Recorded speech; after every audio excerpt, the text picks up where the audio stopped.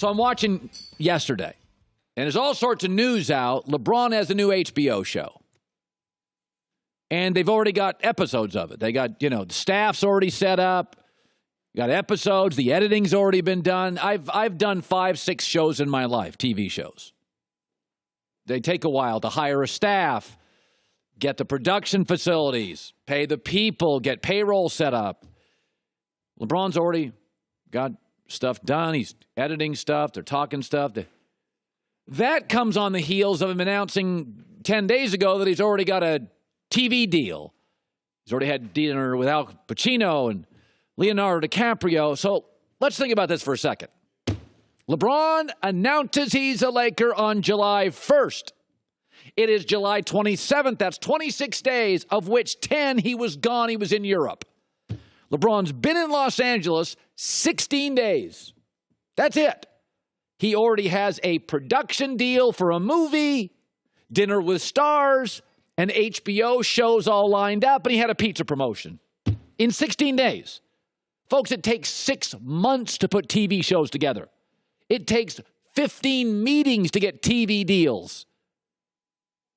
The Sixers were never a contender. The Cavs were never a contender. Houston was never in the running. San Antonio was never in the running. This thing was decided a year ago. I don't think going back home to Cleveland was decided a year in advance when LeBron James and Magic met on July 1st. That wasn't a recruiting pitch. That was a strategy meeting. This is why Magic Johnson was teasing Jerry West 6 months ago. We got him, because they did.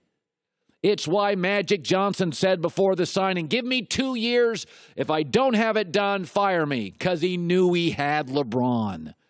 LeBron did wait to the very end in Miami, did wait a long time before making a decision to go back to Cleveland. A year ago in September, Peter Vesey reported, a year ago, it's done. Peter Vesey, though, is no longer mainstream. He's retired. He used to be the guy in America that broke the stories in the NBA. He was Woj pre-Woj. He said a year ago, it's over. It's done. Decided.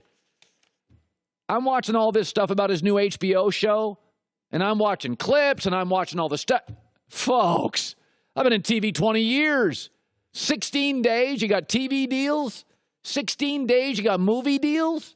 Folks, I agreed to a new contract with this company a month ago. I still haven't signed the contract. It takes forever. There's agents, there's meetings, there's staff, there's HR, there's people. 16 days. I got a TV deal. I got a TV show. I've got staffs hired. Are you kidding me? He's had a pizza promotion. He's had dinner with stars. His baby was done. This is why Magic was goading people.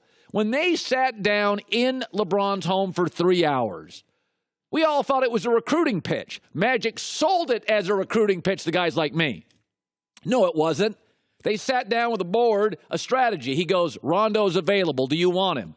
And LeBron said, oh, yeah. I like Rondo. He's tough. He competes. I competed against him. I like Rondo. He's super smart. He'll make Lonzo Ball tougher. Get him. They did.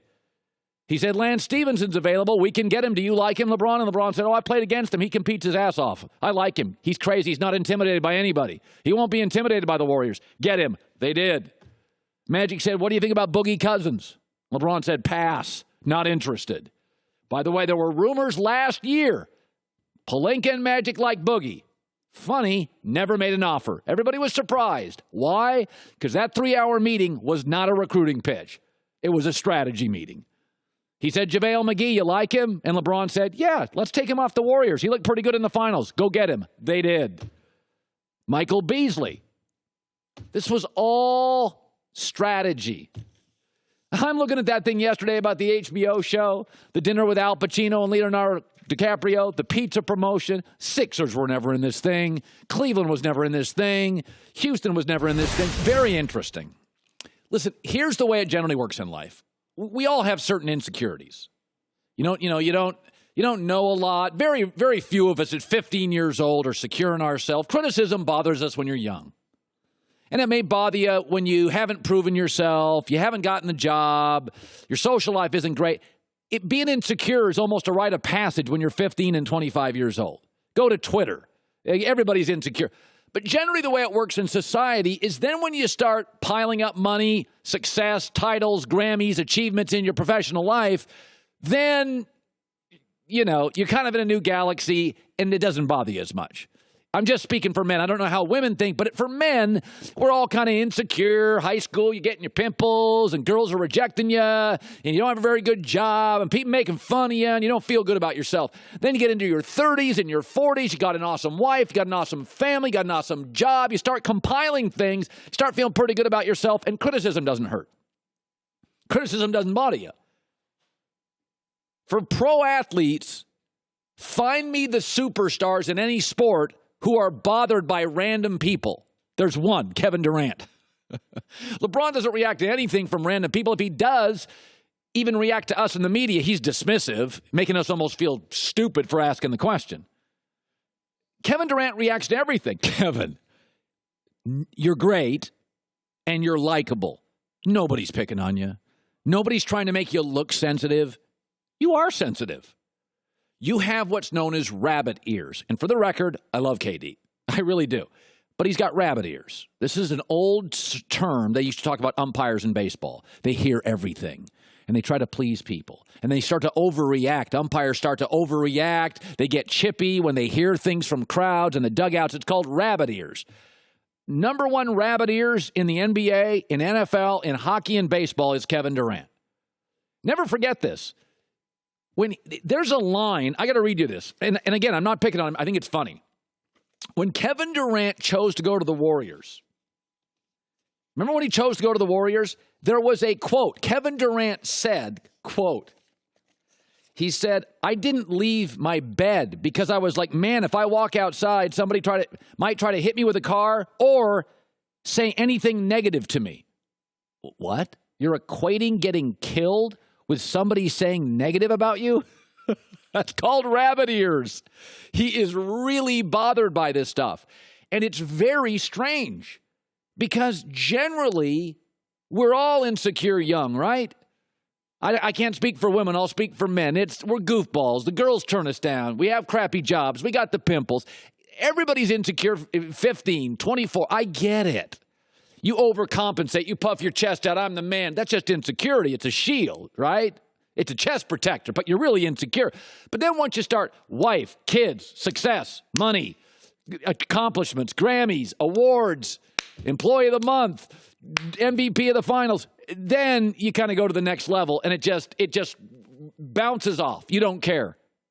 Except Kevin Durant.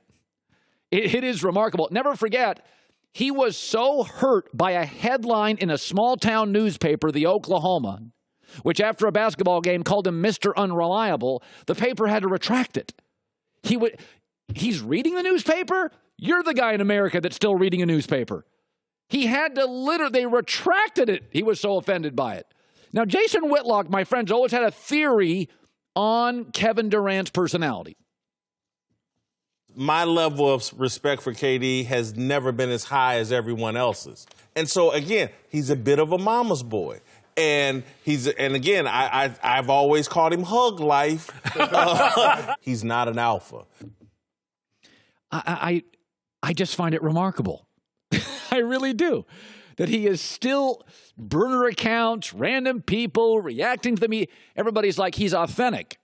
Yeah, authentically really, really sensitive. And it's just generally success and accolades and titles and MVPs. We're looking at the second best player in the NBA for now a decade. When he was in Oklahoma City, it was understood LeBron's the king and he's whatever's one slot below the king. And he's still the number 2 player in the NBA. He's the one, not Steph, winning the MVP finals, MVPs. He's winning the rings. He's winning the awards. He's winning the plaques. He's winning the trophies. He's got money piled up. This is why I keep saying I think he's going to leave. He's a wanderer. Hi, everybody. Thanks for watching. Subscribe here to get the latest from the show.